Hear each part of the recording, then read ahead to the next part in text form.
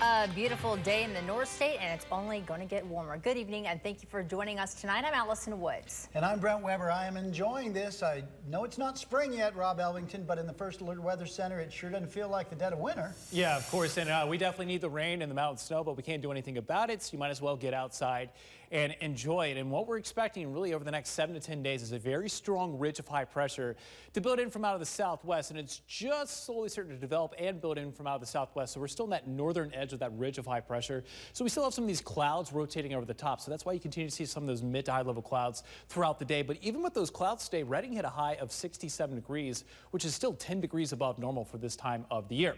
Threat track over the next 3 days, we're going to continue to see some of these passing clouds tomorrow. But by Friday and Saturday, that's when we're going to start to move into clear and sunny skies. We're also going to see some northerly winds developing throughout the valley. So that's also going to allow for those temperatures to continue to climb. I'm expecting a few spots in the valley to make a run at 80 by this upcoming weekend.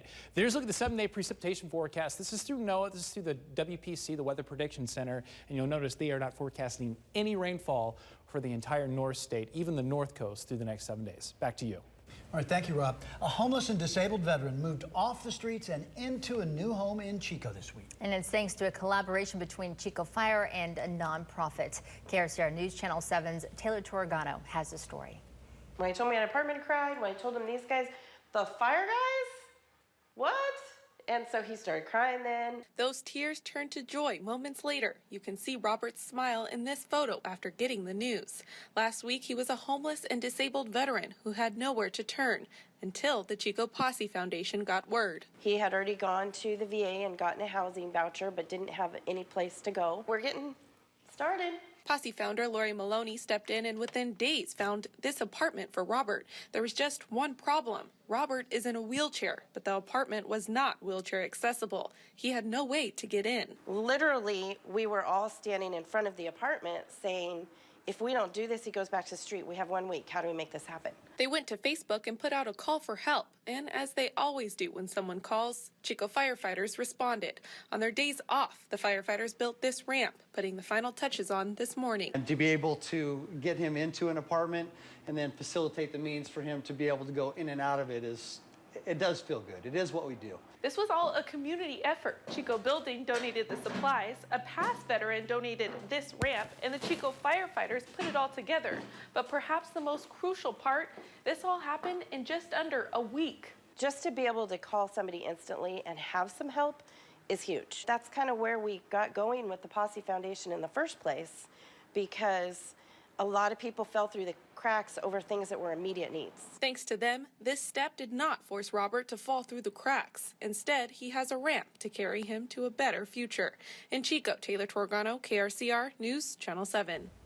And Chico firefighters also donated another $600 they raised to the posse. If you want more information or want to help, just visit krcrtv.com. New at 6:30, Anderson police responded to a report of a fraudulent check made to look like a secret shopper check from Walmart.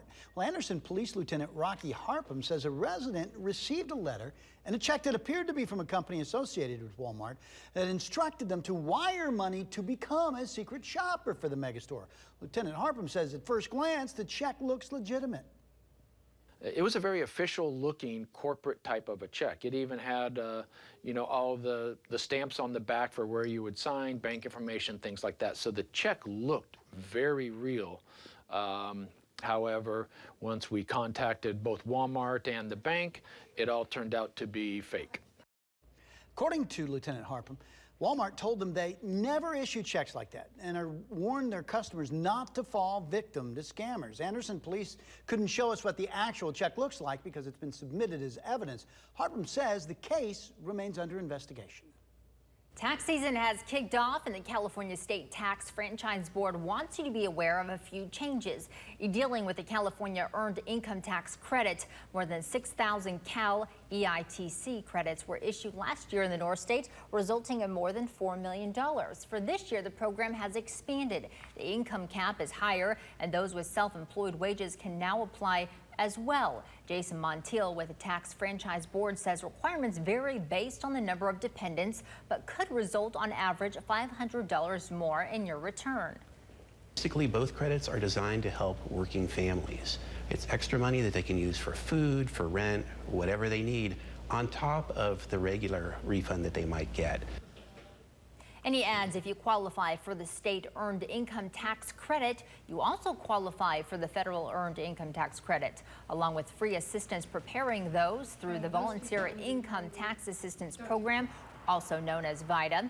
In Shasta County, that means the United Way of Northern California. Goodwill was the Shasta County representative for VITA.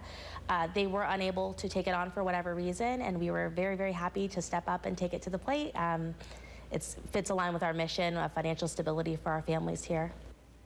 This is the first year for the VITA program through the United Way of Northern California. Help is only available through an appointment starting February 6th through April 17th.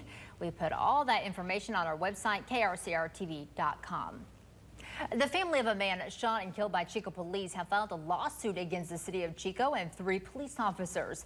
Desmond Phillips' father says he called police on March 17th of last year because his son needed help. Police say Phillips threatened them with a knife and they shot him in self-defense.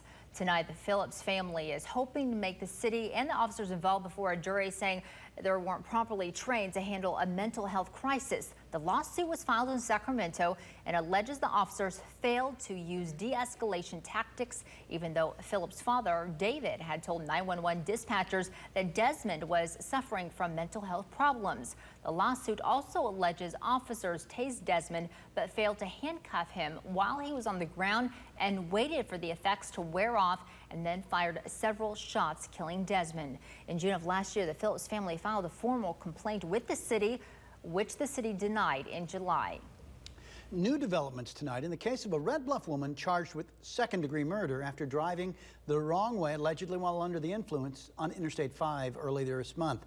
Shasta County's DA confirming Grace Ward was trying to take her own life. Ward was arrested after the crash on I-5 near Knighton Road on January 7th.